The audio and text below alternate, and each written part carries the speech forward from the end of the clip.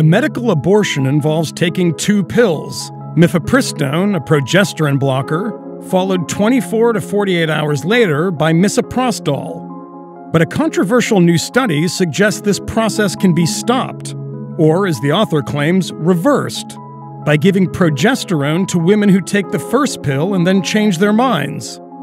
The anti-abortion community has warmly embraced this idea, but abortion rights activists say it promotes a false assumption that it's common for women to regret abortions. Vice News sat down with doctors on both sides of the latest flashpoint in the war over abortion rights. Hey, boys. We gotta eat and get ready. Okay, boys, come on. Okay, so... I found out I was pregnant with Zachariah in February of 2013. The situation could not have been more horrible. Rebecca Buell was raised in a pro-life home. She already had 1 child and was stuck in a bad relationship when at 19 she found out she was pregnant for a second time. I thought, I'm pro-life, I think abortion's wrong. But in that instant, in that moment of panic, I thought, oh, absolutely not. I'm 100% having an abortion, quickly. But she says that after taking the first of 2 pills to induce a medical abortion, she changed her mind. I sat down and everything just hit me. Like, it hit me so hard.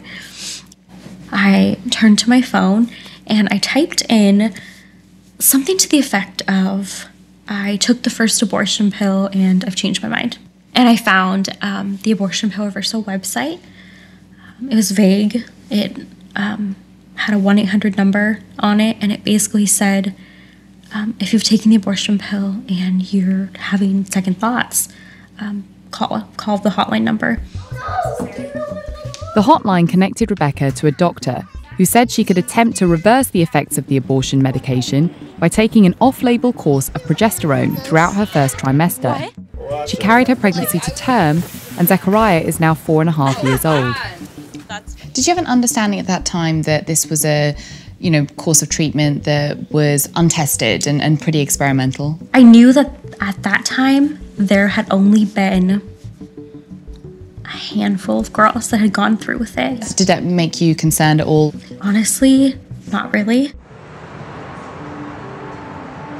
The man behind the website Rebecca found and this controversial treatment is Dr. George Delgado, who runs Culture of Life Family Services in San Diego.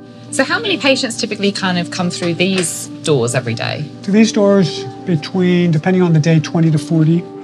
Delgado's unabashedly pro-life, and from this office, he coordinates with the more than 400 doctors in his abortion reversal network.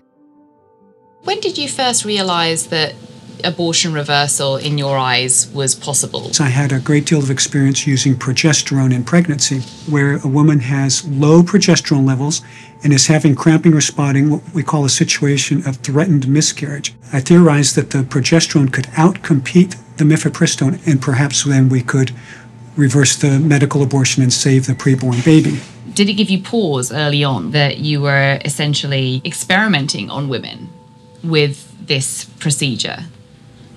I did have to pause and think about the situation, no doubt about it, because in medicine we have a motto, first do no harm. So I knew, however, that I had used progesterone very safely and very effectively through many pregnancies. Delgado published a study this month claiming that he successfully reversed hundreds of medical abortions. His method has gotten the seal of approval from the anti-abortion community, which is using it to push state laws requiring doctors to inform women about abortion reversals as an option. But the American College of Obstetricians and Gynecologists say Delgado's study is poorly designed and falls far short of providing sufficient evidence to recommend the course of treatment. Your work has been referred to as junk science. What do you think of that? Is it junk science? Absolutely not. Instead of junk science, it should be called new science. When did you first hear about this abortion reversal method? Let's say so-called abortion reversal, because really this is just not a thing. Leading reproductive health researcher Dr. Daniel Grossman is deeply skeptical of Delgado's work and of how it propagates the myth that most women regret having abortions. He points to a 2017 study that found women seeking abortion are actually less conflicted about that decision than about many other medical choices, like opting for a mastectomy after a breast cancer diagnosis or whether to get reconstructive knee surgery.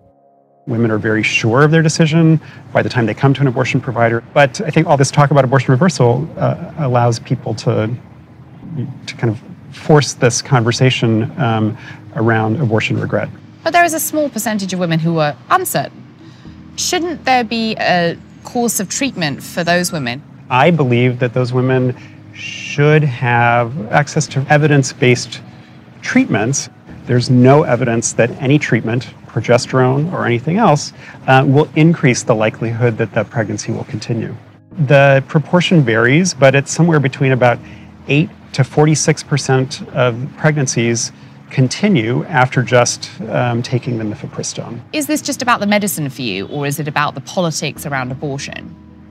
No, of course this is about the politics, and it's about rhetoric. You know, it's about all of this talk about reversal makes people think that women really are very conflicted in their decision, that the abortion providers are somehow forcing women to have an abortion. Why do you think that your work has upset so many people? Maybe they feel that people should not have a second chance at choice. Maybe they're not as much about choice as they really say they are. But the choices Delgado offers to his patients come with their own limits. His practice does not offer the option of abortion at all. Should I, if I want to get an abortion, be allowed to do so legally in this country? Let me put it this way. We as a society should protect both of you and not allow you to end the life of that newborn baby, because it's not good for the baby, it's not good for you, and it's not good for society overall.